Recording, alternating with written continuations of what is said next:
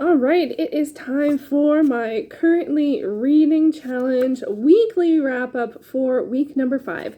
Hey everyone, it is Shannon and I'm super excited to be here today and to share with you this video. This is going to be me wrapping up how week 5 went for my currently reading challenge. My currently reading challenge is me focusing on the books I'm currently reading. I have 2 jars of the titles I'm reading, fiction and nonfiction. Each week I pick 5 titles and the goal is to read 75 pages a day, 5 days out of the week for a total of 375 pages. Normally I pick 3 fiction and 2 nonfiction, but in the spirit of Nonfiction November, I decided to read more nonfiction. So last week I picked 3 nonfiction and 2 fiction. So let's see how things went. As always, I will go from the least amount of pages read to the most amount of pages read to see if I got to 375. So first up, with the least amount of pages read, as no surprise, is 5 pages read for Outline Alphabets 100 Complete Fonts by Dan Egg Solo.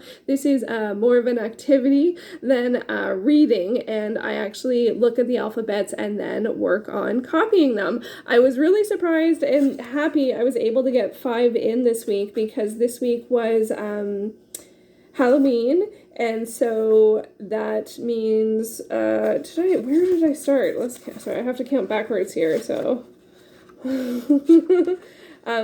which was awesome. I hope everyone had a wonderful Halloween or a Merry Samhain. 2, 3, 4, 5. Yeah, but because of that, my reading was completely different this week. Normally I read Sunday through Thursday. That's my goal, is to hit my reading goal by Thursday, so that Friday, Saturday, I don't have to read it all if I don't want to, which is my preference. I prefer to read during the week and on Sunday. So yeah, but Sunday was Halloween, so I had a great Halloween, but it threw off my reading completely, and it threw this off as well. Normally I pick 5 days where each day I spend with one alphabet. That didn't happen this week because it was all topsy-turvy, but I did end up doing 5 alphabets. 2 days I did 2 alphabets, and 1 day I did 1. So it was just different. I just had to adjust. So here are the alphabets that I did. This is the first one I did. This is Bauhaus Outline. Really interesting to have so many curved shapes. It's actually, it almost looks like a stencil. It's very unusual from the ones that I've done in this book so far to have this sort of like not touching. It also kind of reminds me of, like, you know, those wood carvings of your name. I don't know how many people did that. I got one of mine. I got that at the CNE one year when I was a kid, and it felt so special. But they have this sort of like wood carving sort of outline situation. The Q is also pretty awesome. Had some problems with the W. This one actually also had some different options. Like, it had 2 E's. I just did 2 G's, but the 2 E's, one with flat, one with an angle. So that's pretty unusual. Like the E, it looks a bit like a comb. And it had 2 options for N as well. And the S's. I have a hard time with S's, which I'm surprised about given my name is Shannon, but getting the width consistent is tough, because often there is a difference at some point. Did I even do an S? Did I skip it? I don't see the small S. Oh no, here it is. That was not too bad. I like that one. Very stylized. Also reminds me of Ziggy, if anyone remembers the comic Ziggy. So there's that one. This one was interesting. Ben Franklin outline. This one had like this jaggedy edge outline, like a little shaky, which I actually found not that hard to do. I was really thrilled about that. Actually, the lowercase looks pretty good. I think I got quite used to it. But it was really interesting to have this sort of variableness. Ooh, I like the E's and the F. Oh, the bottom E, that was too far. It should match up at the top. But yeah, I really enjoyed that one. It was really fun to do. I did those 2 on the same day, and they were so different. And then this day I was having, this was not the best, because it was a thicker line and my markers kept on running out. I need a better writing utensil for thicker lines. One. Green. I guess I don't use green as much, so I think the numbers ended up okay. No lowercase on that one. That was bold sans outline. I'll leave them all in the description. And then this one, Bookman bold outline. This one was actually, when I first saw it, I was like, ooh, and I switched from a thin to a thicker pen, and the thicker pen was tough, and I had some trouble with it getting consistent lines. So I did some different options. This one definitely had different options. You can see it here with the F and here with the H. Sometimes it had this curly Q on the outside, and sometimes it didn't. And then sometimes it had this big sweep, the M, the A, the lowercase y. I didn't do the whole lowercase, and the R. The lowercase was pretty similar. Oh, and the R. I just did the ones that were very different, because this one, although it was fun to do, I did realize it was actually quite similar to a lot of ones I've already drawn. The only difference was how many had this curly Q, and I was not able to get it very consistent. If you can see that those two aren't bad, but that's not exactly it. It had it's a bit more bulbous. So it was tough, and I was also this day I was having a bit of a tough day, so I was a little impatient and the pen wasn't working. I wasn't used to it, so I made it through, and I think it looks good, but I also feel like it looks similar because it all has this one extra bit. So anyway, after that day, I was so thrilled to do this one, Bridger outline, because it was so clean, lined, very simple. The K and the Q were different. It's this sort of upside down U. That is very unusual for a K. And I like how the Q has the indentation underneath or in the middle. I haven't seen that very often. So this was actually thrilling to do, even though it was very simple, just because I found it very calm to have this sort of very block letter, consistent line, very consistent width.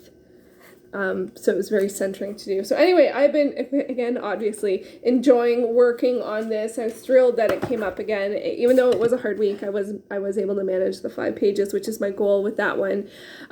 It'll be one of the, if I stay at that pace, it'll still take me a very long time to finish, but it doesn't matter. I'm enjoying the process, so I'm not going to worry about how long it's going to take. So 5 pages. Okay, next up, let's keep going.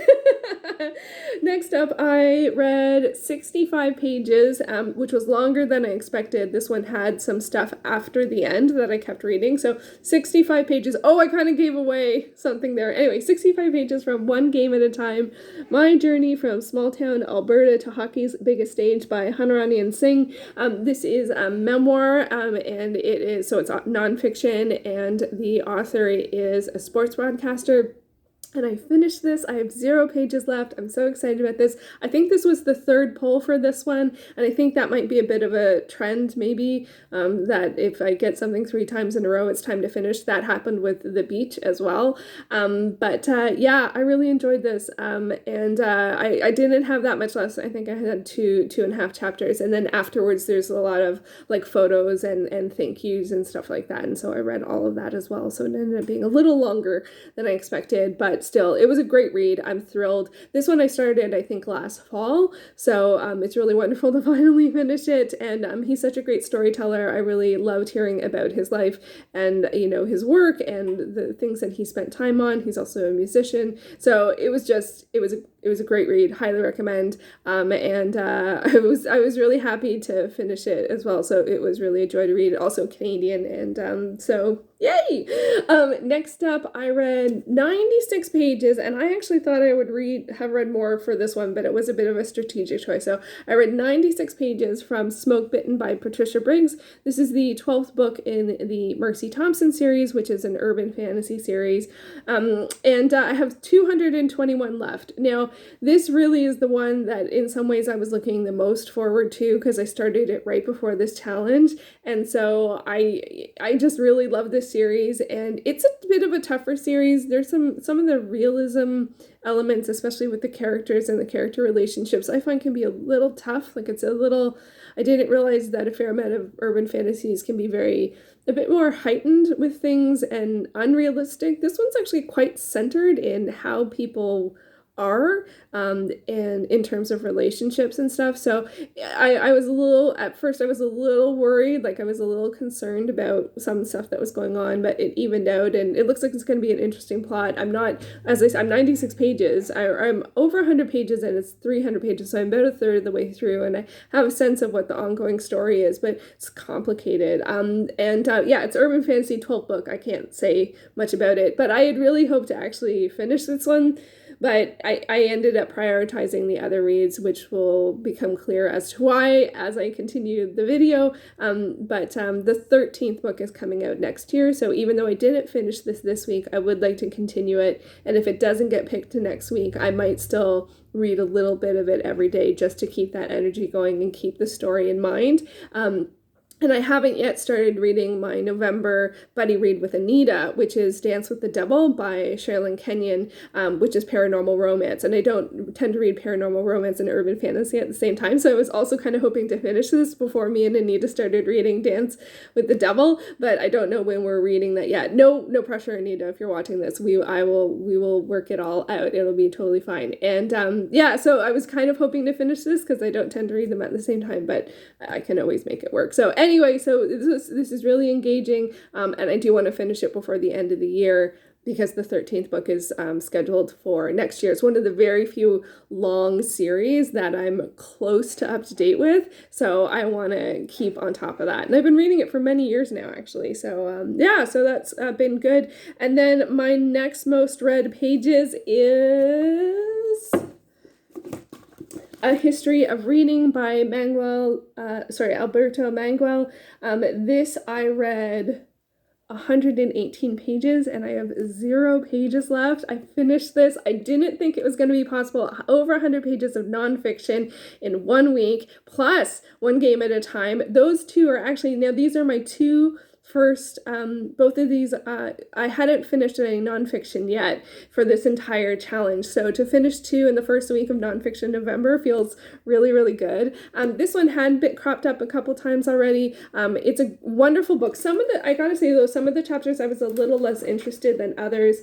Stealing books, that was an interesting one. This one I really liked. The author as reader, and this one talked a lot about authors giving readings, and how that became a social event and had some prestige in it, and how some of them were really, really long because the author's works were really, really long. So that one was really interesting. Some of them were a little less interesting. I was the translator as reader. I didn't enjoy that one as much. I think because some of the examples we're talking about the translations, and they would give examples, and I didn't always know the different languages. Like I don't, English is my only language that I know fluently, and being Canadian, I have a fair amount of French, and I've been working on Danish, and so, but nowhere near fluent, only in English, so that one just didn't quite work for me. But generally speaking, I really enjoyed this one. I'm really thrilled that I was able to finish it.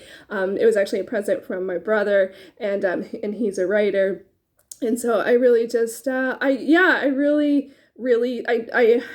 think I read 2 chapters a day, which was a bit of a challenge, but I really got so much from it. And I don't always like books about books, but because this is about reading, which is slightly, it's a little bit different than books. So that was fascinating to me. So yeah.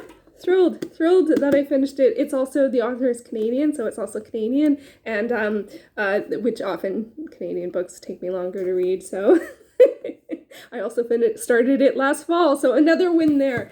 And then the final book of the week was The Progress of Love by Alice Munro. This is a collection of short stories. Alice Munro is a Canadian author. I'm losing all my bookmarks. This won the Governor General's Award for Fiction, I think in 1986, I think this is from.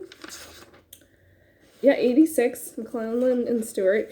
And I read 201 pages, and I have 0 left, so I finished it. I finished 3 books this week. I can't quite believe it. This one was tough. I had 5 stories left, and I did end up reading mostly a story a day. I think one day I read half, and then like half in the morning, and then the next story the next day. And it was a bit variable. There were ones that I liked better than others. There was the really long one. There's one that's like almost, I was going to say an hour, 60 pages. So that took me an hour. It was this one, yeah. Was it that one? I'm not sure. Some of the language is and words used are outdated, so that threw me off a little bit. But as I was reading them, it didn't feel intentional in terms of, well, one was, I don't know, one was intentional. I don't know. Yeah, no, one they pointed out actually in the story. I thought we weren't supposed to say this, so there was awareness there. But overall, this one really, Alice Munro is a wonderful author. Like I read Lives of Girls and Women. It's one of the sort of standards that you tend to read in high school here, and I love that. And that's a set of connected stories of short stories. I think mostly it's considered a novel, or people refer to it as a novel, but there's a different word. I can't remember what it's called, but it's like a sequence of short stories. And they're not connected. They're different stories from different publications and put together in this collection, and then probably some that might be new. I'm not sure. Don't quote me on that, but it was really good. It's drama, like it's people and their lives and relationships and things that happen, and some of them I like remember so vividly, and I think that is such an amazing gift, especially for a short story. You know, you're 20 or 30, 40 pages, one was 60, and it's just like to remember these moments in people's lives that people feel totally real, and yeah, it was astonishing. So I'm thrilled that I finished it. I am shocked. Shocked that I finished it, because 200 pages of Canadian fiction in 1 week, I never thought I'd be able to do it. And part of the reason that I'm trying to read like more tougher works for like, this is more like novel, this is more literary, is that one of the reasons, and I don't know if I've mentioned this before, but one of the reasons why I keep encouraging myself to do this is that there are certain like awards and stuff that I do want to read through the list, but I generally speaking don't read a lot of literary stuff, and this is definitely literary, like Governor General Award winner for fiction, like, and especially I've always wanted to read all of the Canada Reads books in time for the debates, because they're actually debates. So that's part of my push towards reading sort of like more intense works, or, you know, because I would love to read those within the time frame that they came out. That's like sort of pie in the sky goal. And so one day I hope I can do that. Probably won't be next year, but maybe the stuff that I'm setting for next year will set me up for the year after. We shall see. So that is how the reading went for the 5 picks. 3 out of 5 I finished. So that's why I didn't get very far in Smoke Bitten, or I did. I read almost 100 pages, but prioritizing these finishes once I saw that it was possible, especially with my crazy topsy-turvy week. Like, honestly, my Sunday is a holiday, and then like my Wednesday was my normal Monday, and Tuesday had an errand to do something that I haven't done for a long time, and so it's just like, I am surprised I got as much reading in, and altogether this came to a total of 485 pages, so I'd well met my 375 page goal, so I'm really, really happy about that. And then I did also read my Lovember pick, which was Rebel Bear's Fated Mate. Is that? Yeah, that's it. Rebel Bear's Fated Mate. It was for the Animal prompt. This is by K.R. Max. This is a 89-page novella that's available on Scribd. It's in the middle of a series, and it is a paranormal romance fated mate situation, and follows follows a woman who is on vacation. She runs into someone who is a bear shifter. They're apparently fated mates. Things happen. It was very fast in terms of the relationship, and which I would have expected from, you know, the title and the cover and stuff like that. I don't have any problem with that, but just FYI, if that's not, you know, what you like. I did enjoy reading it. It did have some things that I don't tend to enjoy in paranormal romance, especially around sort of what can happen to women, and conflict situation, and the female, it's a male-female relationship, and the female protagonist, some of her choices at least one of her choice was very much to make the plot move forward and didn't really super fit what we had seen of her so far. So there was that. But generally speaking, I thought it was interesting. They had good chemistry. The characters were they were what you would expect from a novella. It is in the middle of a series, so you do meet other characters that are only referred to a little bit and obviously have a story. But I felt it was easy to understand what was going on and understand the world, and I enjoyed it. I don't know if I would continue with the series. I didn't like the sort of extra, like the sort of, there are some hints at some longer stuff which goes into some of the things about paranormal romance that I don't tend to like, but in terms of like a novella, it was great. And I ended up, it doesn't have any chapters, so that wasn't my favorite, but it does have character change perspectives, or character perspective changes. So there were some easy ways to figure out where to stop reading, because I did read it like a little at a time, even though it was only 89 pages. So I am so excited. That means I get to pick something new next week or this week, and that TBR will already be up, because those go up on Sundays and these go up on Mondays. So I don't know what I'm going to end up reading this week. I'm thrilled with how things went, and I still can't believe 3 finishes, and they were all Canadian. And they were all, I think all of them I started last fall. So, and I got, by the end of the week on Instagram, and Twitter, I share my update of how I'm doing on Goodreads, because I clean it up on Saturdays. And I got from 33 titles. A bunch of those were short works I read throughout the week that I added. I was at, I think, 27. So I went from 27 to 33 down to 23. So I don't quite understand what happened there, because I thought I was at 27 and I finished 3. So I don't know what the the other finish was, but I'm at 23. I thought by the end of the month I would get to 25. So I am thrilled. So now the goal is to not start anything that I can't finish within a week, excluding buddy reads. So fingers crossed on that. I gotta pick and stick, and hopefully that's what will happen. So there you go. That is how week 5 went for the Currently Reading Challenge. I am thrilled. It was a good set of picks this week, I have to admit, after week 4, which was all translated fiction and I think heavier nonfiction. It was a tough week. So it's good to know that I do like the change. I like having a new TBR every week, and this one I'm thrilled with the results. So there you go. Oh, and Lovember is created and hosted by Rebecca. I forgot to mention that. I will leave an announcement video down below for you to check out. Highly recommend participating. There's lots of time left, and it has been so much fun so far. So there you go. There are my reads for the week, and I will be back soon with another video. Take care.